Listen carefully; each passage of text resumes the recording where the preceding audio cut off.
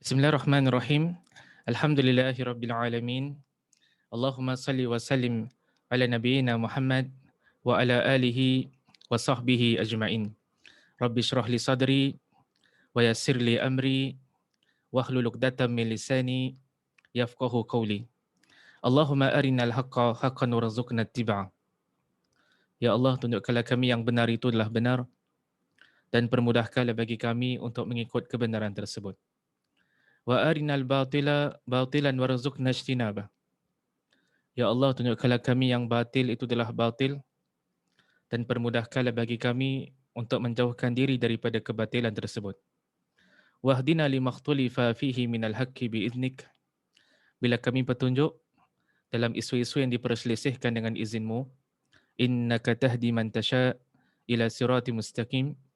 Sungguhnya engkaulah memberikan petunjuk kepada siapa yang kau inginkan ke jalan yang lurus. Na'udzu bikalimatillahi tammah min kulli syaitanin wahammah wa min kulli ainin lammah. Muslimin muslimat dirahmati Allah. Pertama dan utama, terimalah salam ukhuwah daripada saya. Assalamualaikum warahmatullahi wabarakatuh.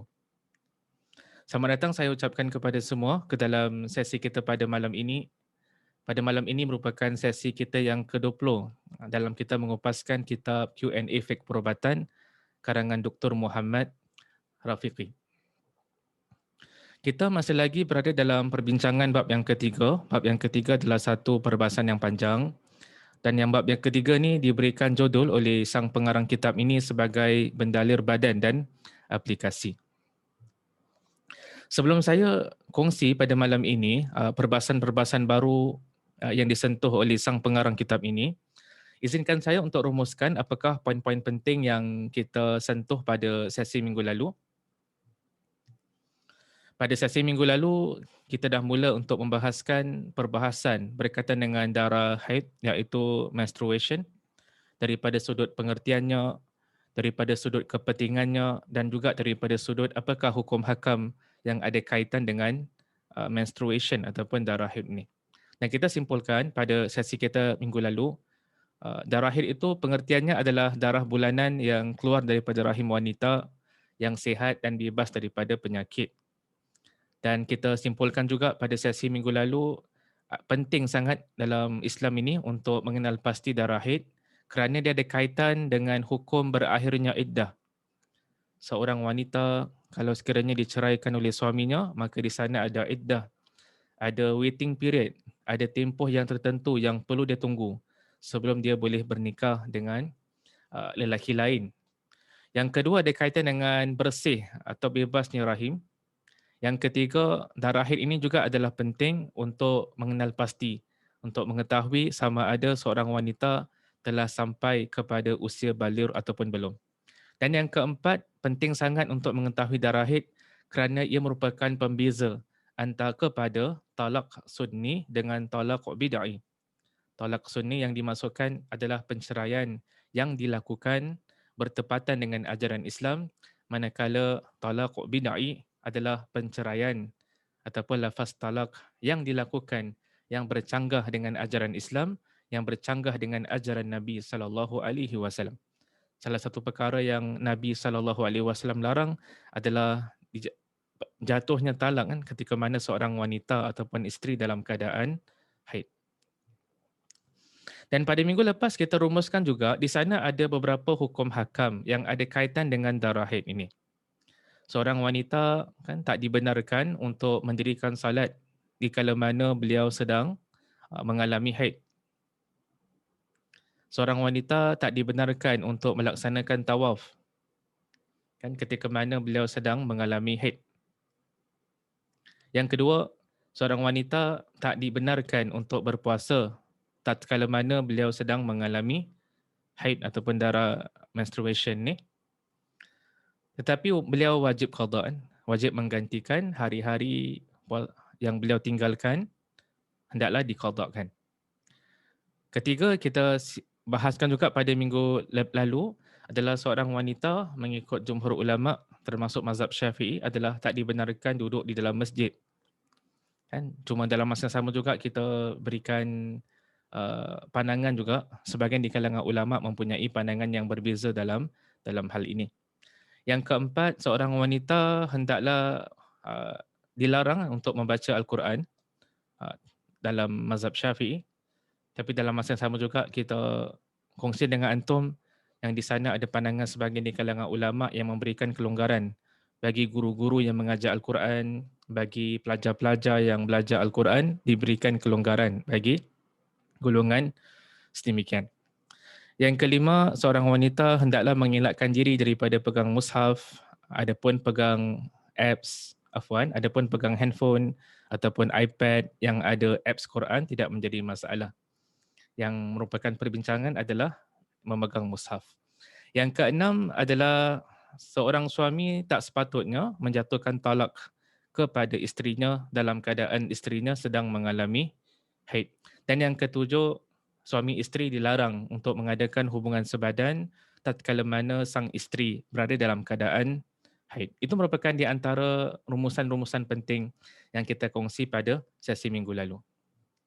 Pada hari ini insya-Allah taala, kalau pada minggu lepas kita dah kongsi tentang darah haid yang dikatakan dengan menstruation, pada malam ini juga pula kita nak membahaskan tentang darah istihadah dan aplikasi hukumnya. Jadi kebanyakan isu-isu yang dibangkitkan pada malam ini ada kaitan dengan darah istihadah. Ada beberapa perbahasan yang saya nak kongsikan pada malam ini. Cuma saya nak mulakan dengan sesuatu yang basic terlebih dahulu, sesuatu yang simple yang saya yakin barangkali ramai di kalangan kita yang tahu perkara ini. Kita nak mulakan terlebih dahulu dengan definisi. Kita nak mulakan terlebih dahulu dengan pengertian. Apakah yang dimaksudkan oleh para ulama dengan darah istihadah? Jadi kata sang pengarang kitab ini iaitu Dr. Muhammad Rafiqi, dia kata darah istihadah ni adalah darah yang keluar daripada faraj wanita, kemaluan wanita, dan dia bukan darah haid dan dia bukan juga darah nifas. Dan kata sang pengarang kitab ini dinamakan istihadah kerana darah kotor ataupun penyakit. Jadi darah yang keluar daripada kaum wanita ada beberapa jenis. Ada yang dipanggil sebagai darah haid iaitu menstruation. Itu kita dah bahaskan dah pada minggu lalu. Ada pula yang dinamakan sebagai darah nifas. Darah nifas insya-Allah merupakan perbincangan kita pada sesi yang akan datang. Dan di sana juga ada darah istihadah. Kan? Jadi penting ke Ustaz kita mengetahui perbezaan jenis darah ni penting. Kerana dia ada kaitan dengan hukum hakam fiqh. Kan? Darah yang berbeza, dia menatijahkan hukum yang berbeza. Jadi sebab kita lihat kalau kita buka kepada kitab-kitab fiqh, kita melihat yang kebiasaannya dalam chapter yang pertama, kan dalam kitab-kitab fiqh berkaitan dengan taharah, kan berkaitan dengan purification, kan berkaitan dengan hukum hakam bersuci. Kebiasaannya dalam chapter yang ada kaitan dengan taharah ni, para ulama kita membincangkan berkaitan dengan darah. Darah yang keluar daripada golongan wanita dan apakah hukum hakam yang bersangkutan dengan darah tersebut. Jadi darah istihadah ni dia bukan darah haid dan ciri-cirinya pun berbeza dengan ciri-ciri darah haid dan dia juga bukan darah nifas. Dan darah istihadah ni wanita-wanita yang experience darah istihadah dia ada hukum hakam yang tertentu. Perbahasan kedua yang kita nak kongsi dengan antum, kalau itu merupakan definisi, pengertian bagi darah istihadah, maka apakah perbezaan antara darah haid dengan darah istihadah? Macam mana nak differentiate? Macam mana nak bezakan antara yang ini adalah darah haid iaitu menstruation dan ini pula darah istihadah? Jadi para ulama kita membincangkan tentang isu ini.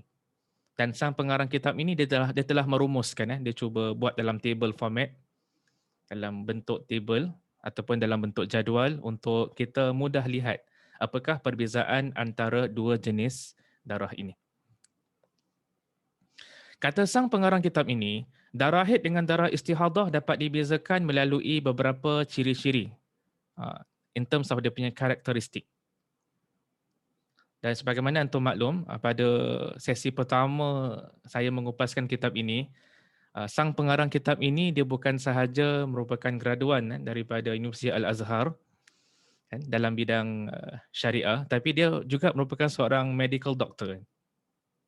Kan, jadi ada satu gabungan yang baik sekali, kan, orang yang lebih layak kan untuk membahaskan isu-isu yang berkaitan dengan medical, kan, seseorang yang ada gabungan antara degree dalam bidang syariah dan juga sarjana muda ataupun mempunyai kepakaran dalam bidang kedoktoran.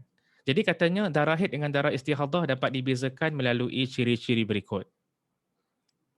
Pertama sekali kata sang pengarang dan juga kata para ulama kita adalah daripada sudut tempoh. Jadi kata sang pengarang kitab ini, darah haid ini kebiasaannya waktunya dimaklumi ataupun diketahui. Golongan wanita yang experience menstruation, kebiasaannya dia ada waktu yang tertentu yang dia experience menstruation. Dia ada jumlah hari yang tertentu pada setiap bulan yang dia experience menstruation ataupun darah haid. Kan? Ada yang barangkali experience menstruation, mengalami darah haid lebih kurang 6-7 hari. Ada yang barangkali kurang daripada itu dan ada yang barangkali lebih daripada itu.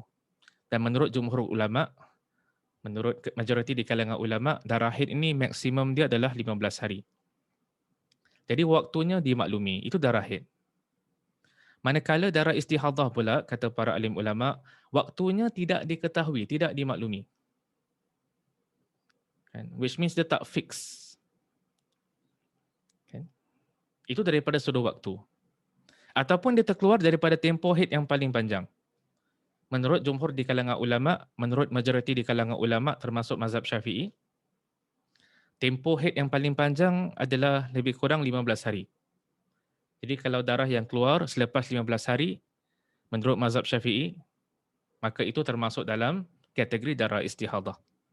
Itu adalah salah satu cara macam mana nak kenal pasti sama ada darah itu haid ataupun istihadah. Yang kedua pula, cara membezakan antara darah haid dengan istihadah adalah daripada sudut kita lihat kepada ciri-ciri ataupun karakteristik darah tu. Ini barangkali golongan wanita lebih arif lah. Kan golongan wanita yang experience menstruation lebih arif tentang benda ni.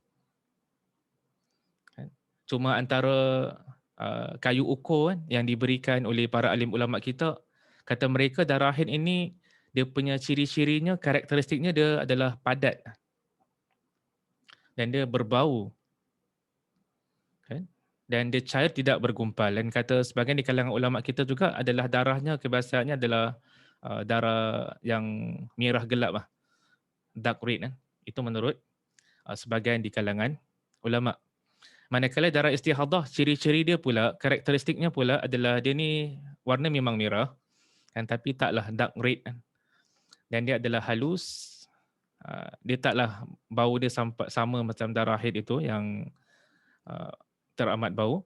Kemudian adalah bergumpal. Itu merupakan di antara ciri-ciri darah haid dengan istihadah. Darah haid kata ulama kita juga adalah berpunca daripada rahim, manakala darah istihadah dia berpunca daripada rahim ataupun organ-organ peranakan yang lain. Dan yang last sekali, pembeza antara darah haid dengan darah istihadah adalah darah haid ini adalah darah yang normal yang berlaku pada setiap wanita. Manakala darah istihadah adalah darah yang abnormal disebabkan penyakit. Jadi kalau kita lihat kepada perkara-perkara yang disebutkan, one of the easiest way, salah satu cara yang paling mudah untuk mengenal pasti darah haid adalah melihat kepada karakteristik, ciri-ciri darah tersebut. And especially yang nombor 2 tu kan, yang tadi kita letak kan, yang satu padat, yang satu halus, yang satu berbau busuk, satu tidak berbau, yang satu cair tidak bergumpal manakala darah istihadah bergumpal. Dalam banyak-banyak ciri ini, antara ciri yang barangkali paling mudah, kayu ukur yang paling mudah digunakan untuk membezakan antara darah haid dengan darah istihadah adalah melalui ciri-cirinya. Mengenal pasti karakteristik. Itu merupakan satu perkara yang dibincangkan oleh sang pengarang kitab ini untuk membezakan antara darah haid dengan darah istihadah.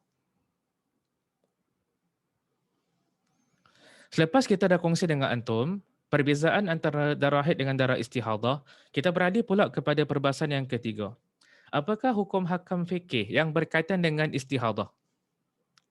Kalau minggu lepas kita dah kongsi dengan antum, wanita-wanita yang experience menstruation, apakah perkara-perkara yang dia tak boleh buat, kan?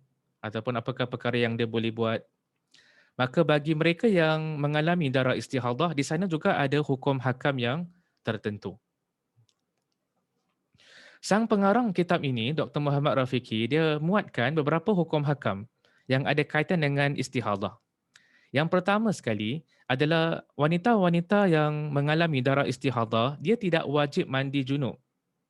Dia tak wajib mandi hadas besar. Dia berbeza dengan wanita yang experience darah haid. Kemudian dia suci daripada darah haid, kena mandi. Wanita-wanita yang experience darah istihadah tidak wajib untuk mandi hadas besar. Yang kedua, dia perlu berwuduk setiap kali solat fardu. Orang yang experience darah haid, menstruation, dia tak boleh solat. Sepanjang keluarnya darah haid, dia tak perlu solat. Dia tak perlu solat dan dia tak boleh solat. Wanita yang keluar darah istihadah, dia ni hukum hakam dia lebih kurang sama dengan orang yang sedang dalam keadaan suci. Iaitu, dia perlu dirikan solat. Dan untuk dirikan solat, dia perlu mengambil wuduk. Cuma beza sikit, kita kalau dalam keadaan suci, selagi mana kita tak buat benda yang membatalkan wuduk, kita boleh solat. Kan? Kita boleh solat zuhur, waktu zuhur kita dah ambil wuduk, dan sepanjang waktu zuhur itu kita tidak melakukan perkara-perkara yang membatalkan wuduk, maka kalau masuk waktu asar, kita masih lagi boleh menggunakan wuduk yang kita ambil pada waktu zuhur untuk mendirikan solat fardu asar. Tapi bagi wanita yang experience darah istihadah, tiap-tiap kali solat fardu, dia kena mengambil wuduk yang baru. Which means, subuh, bila dia bangun pagi, dia perlu berwuduk. Bila masuk waktu zuhur, dia perlu mengambil wuduk yang baru. Bila masuk waktu asar, dia perlu mengambil wuduk yang baru. Sampailah waktu isyak. Each and every waktu salat, dia perlu mengambil wuduk yang baru. Barangkali ada yang bertanya, Abi Ustaz, kalau sekiranya solat zuhur tu dia nak solat sunat sebelum, solat sunat qobliyah. Dan dia juga nak solat sunat ba'diyah, solat sunat selepas zuhur. Adakah every time nak solat sunat pun kena mengambil wuduk yang baru? Kata para ulama, tidak perlu. Apa sahaja solat sunat yang ada kaitan dengan waktu solat tu, maka berpada hanya dengan mengambil satu wuduk. Contoh, solat sunat qobliyah zuhur, solat sunat ba'diyah zuhur, selepas zuhur. Oleh kerana dia ada kaitan dengan waktu zuhur, maka satu wuduk dah memadai dah. Sama juga dengan solat isyak. Kalau orang tu solat sunat selepas isyak, satu wuduk dah memadai dah. Dia dah ambil wuduk untuk ketika mana masuk waktu isyak, kan? Satu wuduk tu adalah boleh digunakan untuk solat fardu isyak dan juga solat-solat sunat yang ada kaitan dengan waktu isyak tu.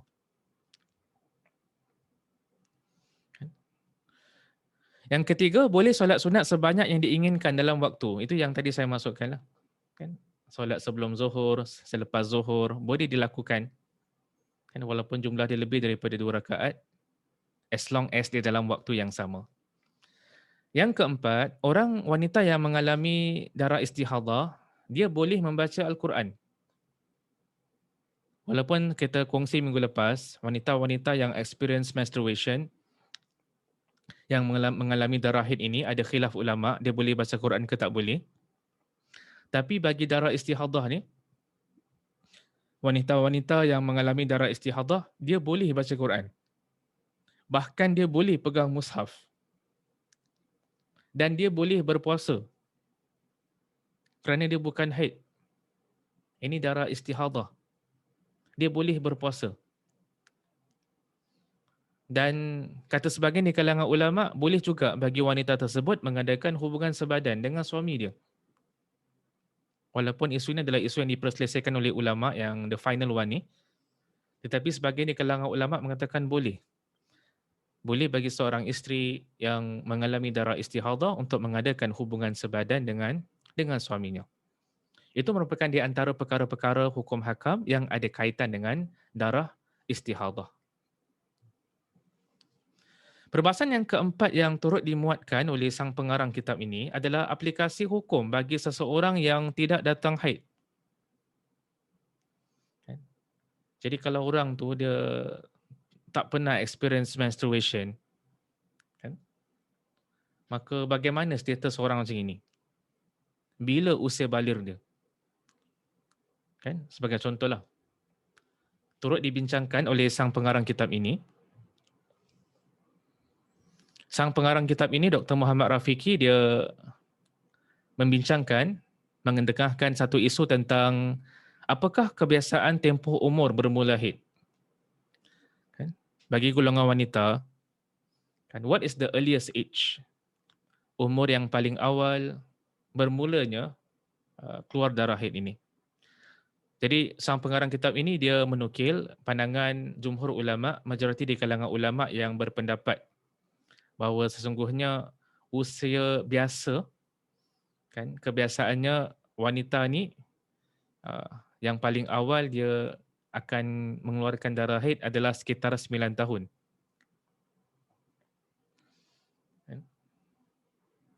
Kan? Yang paling awal, kan, mengeluarkan darah haid adalah sekitar 9 tahun. Itu merupakan pandangan majoriti di kalangan para alim ulama kita. Antara isu yang dibangkitkan juga oleh sang pengarang kitab ini adalah berkaitan dengan apakah kebiasaan tempoh untuk putus haid. Kalau tadi the minimum age bagi seorang wanita untuk mengalami menstruation, bagaimana pula dengan the maximum age? Tempoh umur seorang wanita yang putus haid. Dan dalam isu ini, sang pengarang kitab ini dia menukil khilaf ulama, perbezaan pandangan di kalangan ulama tentang isu ini. Jadi bila kita meneliti pandangan ulama yang berbeza, mazhab yang berbeza, mereka mempunyai ijtihad yang berbeza, pandangan yang berbeza. Kata mazhab Hanafi, kan, tempoh wanita ataupun umur putus haid ini adalah sekitar 55 tahun. Mazhab Hambali pula kata tiada penetapan, which means dia tak ada specific age. Dia boleh jadi 60 tahun, boleh jadi 65 tahun, boleh jadi 70 tahun. Dia tak ada a fixed age. Tak ada satu umur yang tetap yang mana bila dah sampai umur ni, semua wanita akan putus haid. Jadi mazhab Hambali ni dia tak meletakkan satu angka umur yang tertentu. Mazhab Maliki pula mengatakan kebiasaannya tempoh umur putus haid adalah sekitar 70 tahun. Dan mazhab Syafi'i, iaitu pendapat jadid, mengatakan adalah sekitar 60 ataupun 62 tahun. Dan selepas menukil pandangan-pandangan ini di kalangan mazhab ini, sang pengarang kitab ini, Dr. Muhammad Rafiqi, dia lebih cenderung kepada pandangan yang mengatakan tiada penetapan. Dia tak ada specific age. Which means different women, wanita yang berbeza, barangkali dia punya usia putus haid itu barangkali berbeza-beza. Ada yang barangkali awal sedikit, ada yang barangkali lambat sedikit. Itu merupakan preference lah ataupun pandangan yang dipilih. Jadi seolah-olah macam sang pengarang kitab ini lebih cenderung kan pada pandangan mazhab Hambali yang mengatakan tiada penetapan. Kan? Dalam masa sama juga beliau menghormati pandangan-pandangan yang lain. Termasuklah pandangan mazhab Asy-Syafi'i. Dan antara isu juga yang diketengahkan oleh sang pengarang kitab ini adalah tentang tempoh haid yang paling lama. Seorang wanita kalau dia experience menstruation, berapa hari itu dia punya maksimum? Jadi kata sang pengarang kitab ini bila beliau buat kajian, ada dua pandangan dalam isu ini. Pandangan majoriti di kalangan ulama mengatakan 15 hari dan ini juga merupakan pandangan mazhab Syafi'i. Dalam masa sama juga, di sana ada a second opinion yang mengatakan tiada penetapan. Dia tak ada specific number of days. Different women, wanita yang berbeza, barangkali dia punya tempoh haid paling lama berbeza-beza.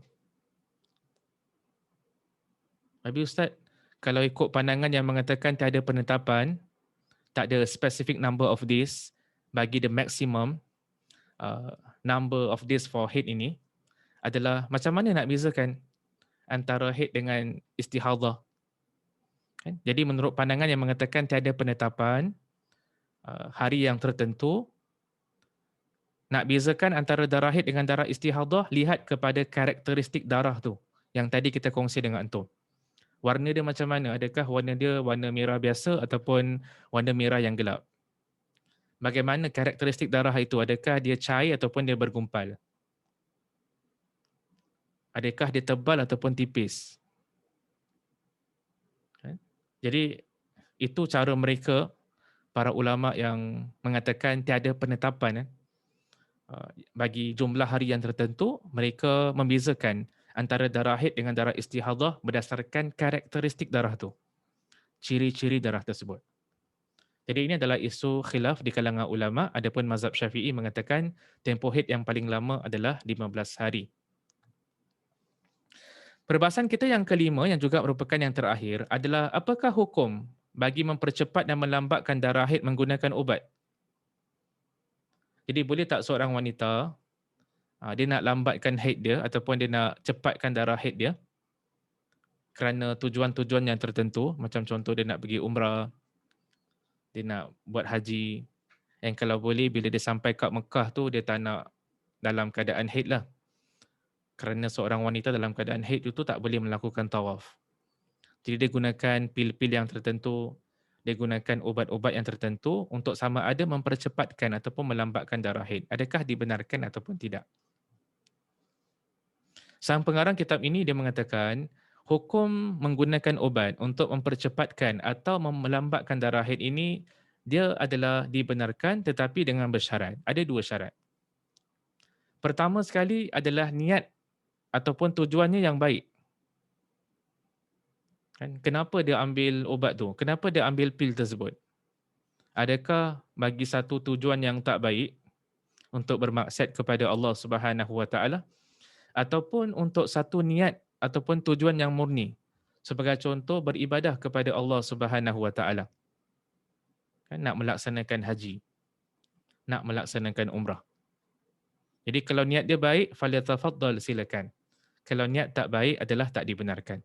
Yang kedua adalah syarat adalah tidak memudaratkan si pengguna. Kalau menurut advice medical doctors, pakar perubatan, penggunaan pil ataupun ubat-ubatan untuk melambatkan ataupun mencepatkan haid boleh mengakibatkan kemudaratan kepada wanita tersebut, maka pada ketika itu adalah tak dibenarkan. Banyak sangat ayat Quran dan hadis Nabi SAW yang melarang orang-orang Islam daripada melakukan perbuatan yang boleh memudaratkan diri mereka sendiri. Jadi kebenaran untuk menggunakan ubat bagi mempercepatkan dan melambatkan haid ini bukan satu perkara yang dibenarkan secara mutlak, tapi dia dibenarkan dengan dua syarat yang baru kita kongsikan sebentar tadi. Jadi sebagai kesimpulan bagi sesi kita pada malam ini kita punya bulk of discussion, kebanyakan perkara yang kita kongsi pada malam ini ada kaitan dengan darah istihadah. Kan? Jadi kita simpulkan yang istihadah tu adalah darah yang keluar daripada faraj wanita dan dia bukan darah haid dan dia bukan juga darah nifas. Dan di sana ada beberapa ciri-ciri kayu ukur yang boleh digunakan untuk mengenal pasti sama ada darah itu darah istihadah ataupun bukan. Yang pertama sekali adalah daripada sudut waktunya. Waktunya tidak dimaklumi. Dia tak macam darah haid yang barangkali ada a consistent number of days. Kan? Bagi tiap-tiap bulan. Kan? Manakala darah istihadah ni waktunya tidak dimaklumi. Dan atau dia terkeluar daripada tempoh haid yang paling panjang menurut jumhur ulama, majoriti ulama, tempoh haid yang paling panjang adalah 15 hari. Apa saja yang keluar lepas 15 hari itu adalah termasuk dalam darah istihadah. Cara yang kedua untuk mengenal pasti darah istihadah adalah melalui lihat adakah dia tebal ataupun halus. Kalau dia halus tu kemungkinan besar darah istihadah. Daripada sudut bau dia, kan dia tidak berbau dan cirinya adalah bergumpal. Yang ketiga, dia berpunca daripada rahim ataupun organ-organ peranakan yang lain dan darah istihadah ni termasuk dalam darah yang abnormal disebabkan penyakit. Pada hari ini juga kita bahaskan tentang hukum hakam fikih yang berkaitan dengan istihadah. Wanita yang experience istihadah, dia tak wajib mandi hadas. Tetapi setiap kali nak mendirikan solat, dia hendaklah berwuduk. Dengan satu wuduk untuk setiap waktu solat, dia boleh juga lakukan sebanyak solat sunat yang diinginkan. Seorang wanita yang experience istihadah boleh membaca Al-Quran, boleh pegang mushaf, boleh berpuasa dan boleh mengadakan hubungan sebadan dengan pasangan hidupnya.